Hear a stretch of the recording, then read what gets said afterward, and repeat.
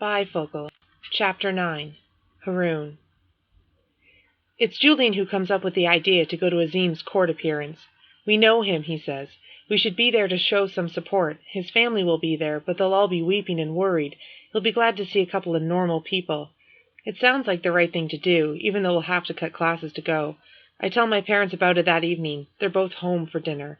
Mom has barbecued some chicken, and Xana sits across the table from me, as always, but doesn't look at me. I don't want you mixed up in this, my father says as he dishes out salad. I'm already mixed up in it. You should see the looks I get at school. This family is not ruled by looks or by other people's opinions. My mother is agreeing with my father. They disagree on a million little things, but they always come together for the big ones. I'm a little worried that they see this as a big thing. I think it is, but I'd feel better if they thought it wasn't. Their judgment is pretty good, even though they don't know what it's like to be in high school these days. So what are we ruled by? The right to a fair trial, I said. The right to be presumed innocent until you're proven guilty? Someone's been doing his homework, my father said. Azim's right to a fair trial does not depend on you being in the courtroom, Mom says. I don't want you anywhere near this. All around the world, people live in chaos. If our parents had stayed in Afghanistan, this family would be living in the middle of a war and squalor and craziness, and I don't know that. They didn't want that for themselves, and we don't want that for you. We're living well in a safe community. We believe in order and good manners. We're also Muslim, Xana says, the first word she's spoken since we sat down for dinner. Or doesn't that count for anything? Your mother just spent her whole day off preparing for Ramadan, so don't give us that attitude, Dad says. What preparing? Chopping vegetables? Shopping? Ramadan's a spiritual time, and we treat it like a social holiday, Xana says. Why not just put up a Christmas tree and hang a picture of Santa Claus? That's all Ramadan means to us. Is this the same daughter who refused to fast last year because it was an archaic, patriarchal directive? Mom asks. Xana has a great talent for ignoring anything that doesn't fit her current point of view. She waves aside Mom's comments. They want us to assimilate. They want us to be more like them. That way they can go after people who are different. Who's they? Dad asks. I keep out of it. I bend low over my plate while the words fly around me. My mother makes amazing barbecue sauce with curry and cilantro and oranges. She doesn't have time to cook very often, and I'm determined not to let one of Xana's arguments ruin my enjoyment of the meal. As I eat, I'm able to block a lot of the argument out, but then Jana says, "One person being a coward makes it harder for everyone." I hear that all right, and when I look up at her, there's no doubt she means that I am the coward. My appetite is gone, and I leave the table. Later, when they've all gone to their separate corners, I come out of my room and do the cleanup. I'm not being nice. It's my turn. Scrubbing, rinsing, putting the food away. It's soothing. I wish all messes could be cleared up this easily. When the work is done, I phone Julian. Let's go, I say. It's the right thing to do. I'll deal with the consequences later. And I'm not doing it because Xana thinks I'm a coward. Almost as a joke, I add. Leave Reverend Bob at home. You sure? Asked Julian. I could make up some judge robes for him and turn him into Judge Bob. He could help us with the rulings. I hope he's kidding. In the morning, I get the impression that my parents want to ask me if I'm going to the courthouse, if I'm going to follow their wishes or go out on my own, but they don't ask me, and I don't volunteer.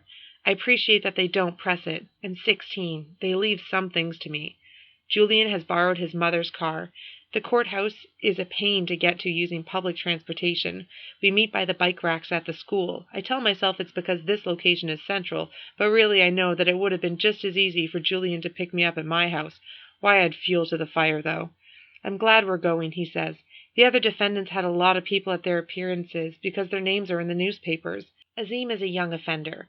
We know who he is, but most people don't, because his name or anything else that can be used to identify him has to stay out of the media. We can't do much except maybe tell his folks we care about what happens to him, and if he sees a couple of ordinary faces, it might make things easier when he comes back to school. You think he's coming back? I ask. The police say they have evidence. They say that he attended a terrorist training camp in the woods north of the city. Going into the woods doesn't make someone a terrorist, Julian says. We go into the woods. Hey, slow down. I put my hand on my friend's arm. Julian tends to drive too fast when he's angry. We're still 2 blocks away from the courthouse when we spot the television trucks. The crowds come next. We'd better park here, Julian says, heading into a strip mall. We leave the car there and walk the rest of the way. I feel like I'm stepping into a movie set. or into a foreign country. Julian and I join a moving line of men and women who would not look out of place in a National Geographic photo. The men have long beards. They wear shalwar kamzis and caps or turbans. Few women had faces showing. I see eyes above black veils. Julian nudges me, and I see several women without even eyes, just a black cloth over where their faces would be. "Go back to where you came from," a passing driver yells out his window. A Coke can follows, narrowly missing the head of a small child in one of the faceless woman's arms. "We are citizens," one of the men yells out, but a car is long gone. The television people zoom in on this, getting the reaction, capturing the drama for the evening news. Julian pushes me through an opening he sees in the crowd. "Let's try to get in and get seats," he says. "I didn't expect all these people." We have to pass through a metal detector. Our jackets are searched, our IDs checked. The security guards take much more time with me than they do with Julian. He laughs at this when we are finally through. "What's so funny?" I asked. "They're more afraid of you than they are of me," he says. "For a change, I'm the only one they don't suspect."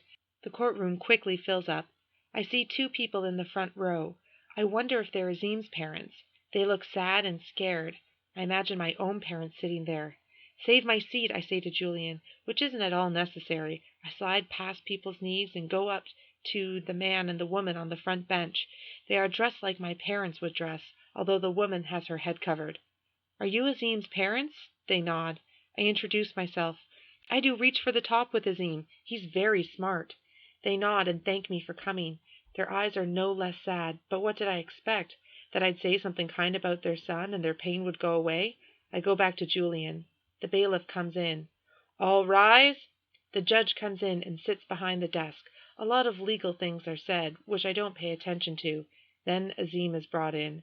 He looks small in his orange jail clothes and scared. I wonder if the handcuffs are heavy on his wrists. A guard unlocks them, and he is told to sit. There is a sheet of glass in front of his bench. I assume it's bulletproof. The legal talk starts again. Azim is focused on his parents, but their pain becomes too hard for him to see. He scans the courtroom. I watch his face. He nods slightly now and then when he sees someone he knows. Then his eyes find Julian and me. He actually smiles and raises his arm to wave a little. We wave back, me timidly and Julian bravely with a big grin as well. Heads turn to look at us. The legal talk takes over. I hear the word remanded. The gavel comes down, and Azim is gone again. It couldn't have taken more than 15 minutes. I hear his mother and father crying. Some spectators shout as they are ushered from the courtroom. Soon Julian and I are back outside. We're barely out the door when a camera and microphone are stuck in front of us. "Are you friends of the defendant?" "We go to the same school," I say, taken by surprise. "We're in the Reach for the Top Club." "Did you have any idea your classmate was involved in terrorist activities?" "Do you have ESP?" Julian asked back. "Do you have special powers that let you know the outcome of a trial before it even starts? If not, then don't ask such stupid questions." The camera and the microphone disappear. Julian laughs. "That'll guarantee we don't get on the news. No need to worry about our parents finding out." "So you'd begin the holy month of Ramadan with a lie." I'm startled to hear my sister's voice. I look back around for her, but all I see is a woman in black, Abiya, with only her eyes showing. I know those eyes, though. They are my eyes. Xana and I have the same eyes. The only thing about us that's identical. It's eerie seeing those eyes glaring at me from the top of a black veil. "Mom and Dad are going to have a fit," I say. She turns around and walks away. I shout after her, the only thing I can think of, and of course it's something that makes me look like a complete idiot. "You love music videos just as much as I do." What makes it even worse is that she's merged in with a group of other black-clad women. From the back, I can't tell which one is my sister. I may have just yelled at a complete stranger.